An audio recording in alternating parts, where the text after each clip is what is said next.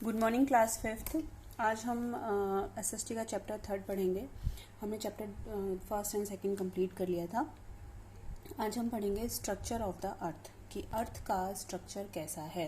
पहले हमने ये पढ़ा था कि ग्लोब क्या, इमेजिनरी लाइंस क्या हैं, फिर हमने पढ़ा कि ग्लोब किस तरीके से वर्क करता है, वो सब चीज़ें हमने पढ़ी थी।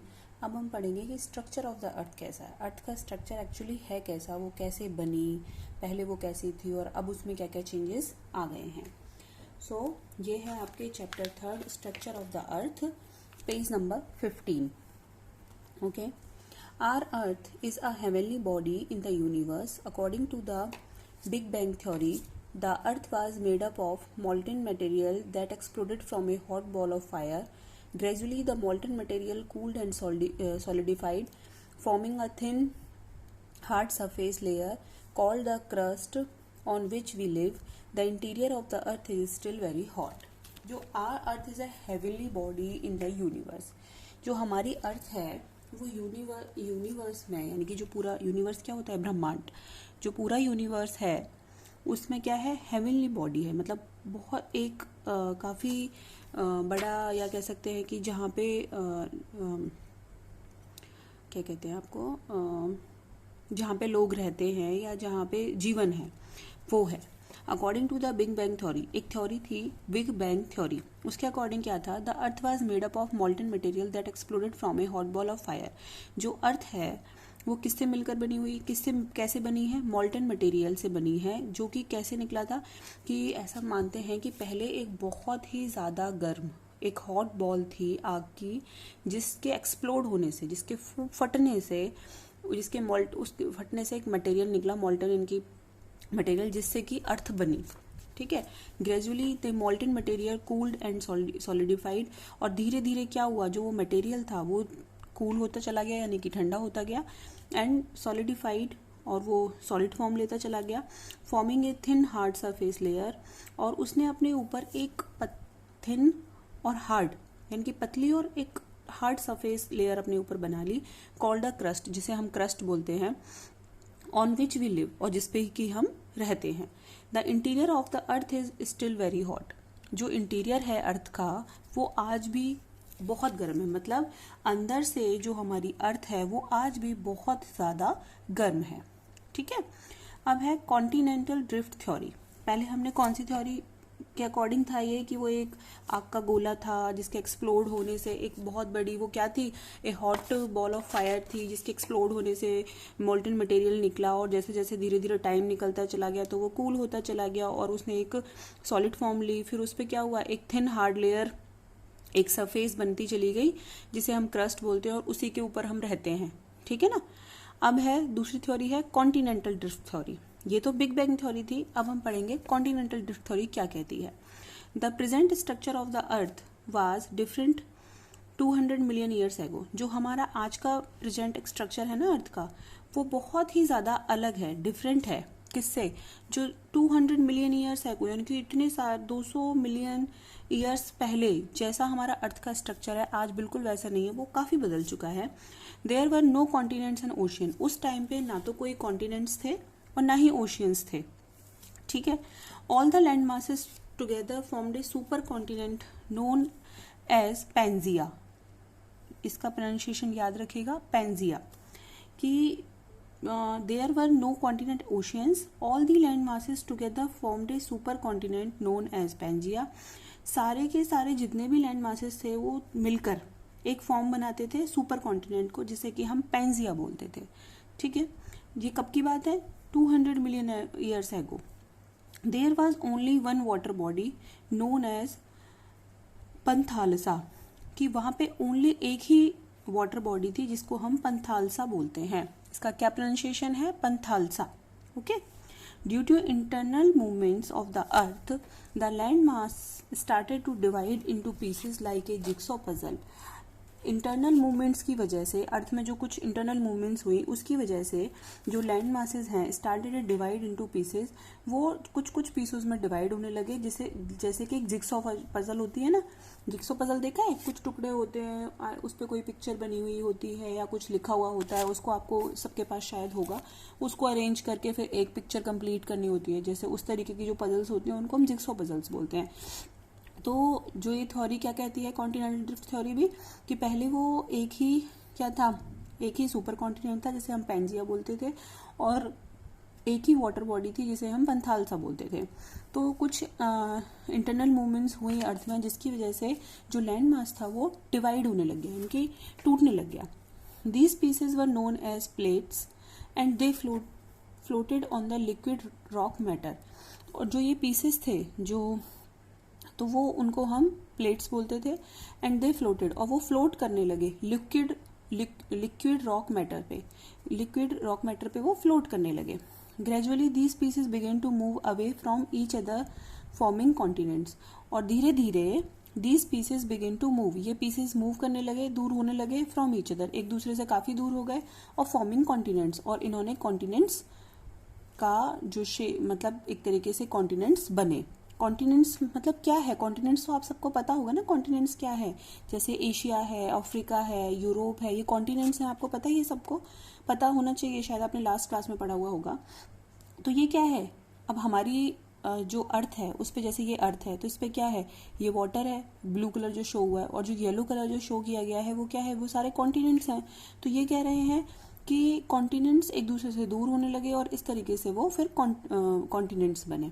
ठीक है, this theory was started by Alfred Wegener, a German scientist, and was known as continental drift theory. और इस थ्योरी को किसने बताया था, किसने स्टार्ट किया था, एल्फ्रेड वैगनर ने, जो कि एक जर्मन साइंटिस्ट थे, and was known as continental drift theory, और इसको फिर हमने कॉन्टिनेंटल ड्रिफ्ट थ्योरी का नाम दिया। Later another theory prove that not only the continents but also the ocean beds move. बाद में एक और थ्योरी आई जिसने ये प्रूव किया कि उस टाइम पे न केवल कॉन्टिनेंट्स नहीं मूव हुए थे एक दूसरे से, एक जगह से दूसरी जगह, but also ocean beds move, ocean beds भी मूव हुए थे, यानी कि जो वाटर बॉडी था उससे जो ब्रेक होने से जो अलग अलग वो भी मूव होने लगे थे। This theory is known as the plate tectonic theory. और इस थ्योरी को, जो ओशियन मूव हुए थे उसको क्या नाम दिया गया, प्लेट टेक्टोनिक थ्योरी। अब इस चीज को हम कैसे समझेंगे, इस चीज को समझने के लिए देखो आपको 4 पिक्चर दी हुई हैं। इन्होंने बताया कि पहले अर्थ में जितना भी लैंड मासेज है वो एक तरफ है और जो इतना वाटर है वो एक साइड है। मीन्स जो हमने बोला ये तो है पैंजिया, और जो ये जितना भी आपको दिख रहा है ना पिक्चर में ये ब्लू कलर, ये क्या हो गया, पंथालसा, यानी कि 1 वाटर बॉडी हो गई और 1 ही पैंजिया हो गया। उसके बाद अर्थ में चेंजेस हुए इंटरनल, तो क्या हुआ, वो एक दूसरे वो प्लेट्स में डिवाइड हो गए, देखो ये डिवाइड होने लगे, ठीक है, थोड़ा थोड़ा दूर हो गए एक दूसरे से, और फिर वो धीरे धीरे मूव करने लगे।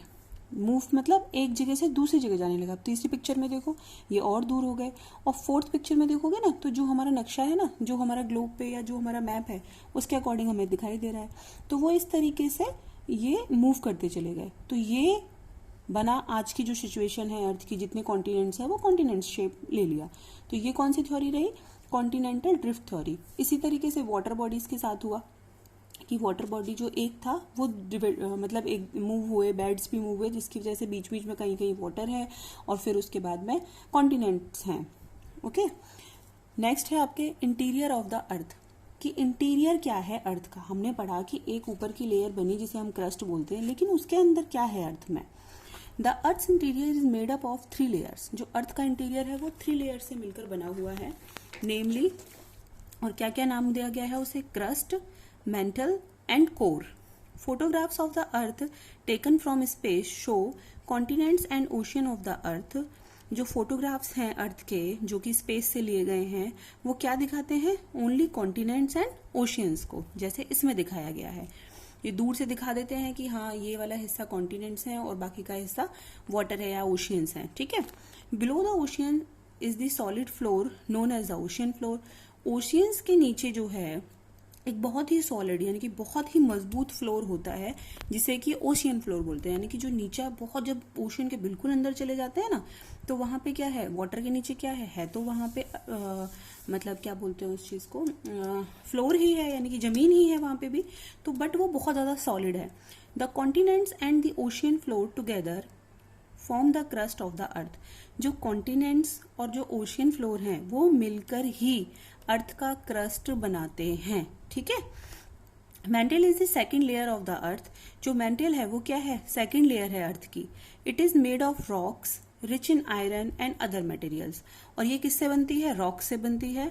और ये किस में रिच होती है, इसमें आयरन बहुत ज्यादा होता है एंड अदर मेटल्स, और अदर मेटल्स होते हैं। देखो आपको एक पिक्चर दी हुई है साइड में, तो ये क्या है, ये पूरी अर्थ है। ये आपको अंदर दिखाया गया है कि किस तरीके से अर्थ का है कि जो सबसे ऊपर की लेयर है वो क्रस्ट है, और ये जो आपको रेड पार्ट दिया हुआ, ये ऑरेंज पार्ट जो दिया हुआ है ना, ये क्या है, येलो या ऑरेंज जो भी कलर है, ये है आपकी क्रस्ट।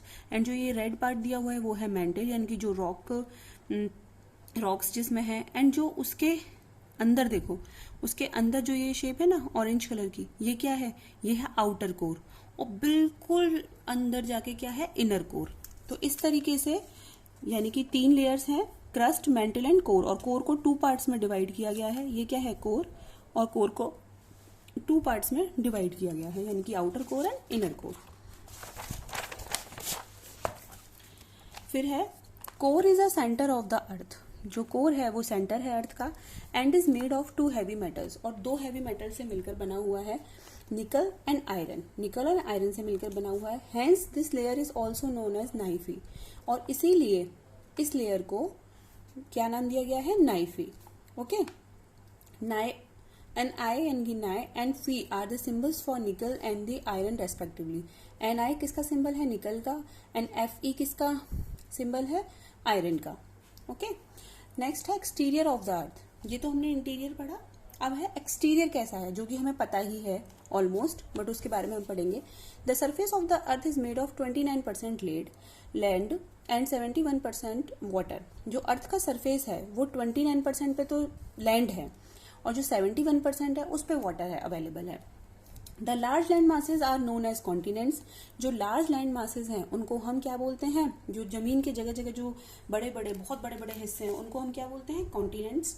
जैसे क्या क्या नाम है हमारे कॉन्टिनेंट्स के, Asia, Africa, North America, South America, Europe, Antarctica, Australia are the 7 continents of the world. ये याद रखना है, 7 कॉन्टिनेंट्स ऑफ द वर्ल्ड कौन कौन से हैं, Asia, Africa, North America, South America, Europe, Antarctica and Australia are the 7 continents of the world. World के 7 continents हैं। ये आज का आपका वर्क है, आपको नेम करना है, name the 7 continents of the world. मैंने क्वेश्चन लिखा नहीं है लेकिन मैं बोल रही हूँ, name the 7 continents of the world, question number 1। Okay, other than these there are small islands scattered across the ocean. इनके अलावा कुछ कुछ स्मॉल आइलैंड्स भी हैं ओशियंस में। The continents are further divided into countries. और कॉन्टिनेंट्स को बाद में कंट्रीज में डिवाइड किया गया। As per area Russia is the largest and Vatican City is the smallest country. Area के अकॉर्डिंग जो रशिया है वो लार्जेस्ट कंट्री है एरिया वाइज, एंड जो वेटिकन सिटी है वो स्मॉलेस्ट कंट्री है। और जो इंडिया की क्या पोजीशन है, 7th largest country in the world. ये आपको लास्ट क्लास में था आपके कि इन टर्म्स ऑफ एरिया जो इंडिया है उसकी क्या पोजीशन है, 7th। India is the 7th largest country in the world in terms of area, and India is the 2nd largest country in the world in terms of population. ये last class में था आपके, याद करो, याद आ जाएगा आप लोगों को, ठीक है। The very deep and large water bodies on the earth are divided into 5 oceans. जो लार्ज वाटर बॉडीज हैं अर्थ में उनको 5 ओशियंस में डिवाइड किया गया। क्या नाम है, the Pacific ocean, the Atlantic ocean, the Indian ocean, the Arctic ocean and the Antarctic और साउथर्न ओशियंस। 5 नेम है। तो आपको आज 2 क्वेश्चंस करने हैं, name the continents of the world and name the oceans of the world, या how many oceans are there in the earth, name them। ये आपके 2 क्वेश्चंस हैं। आपको कॉन्टिनेंट्स के नेम लिखने भी हैं और लर्न भी करने हैं, एंड आपको ओशियंस के नेम भी लिखने हैं एंड लर्न करना है.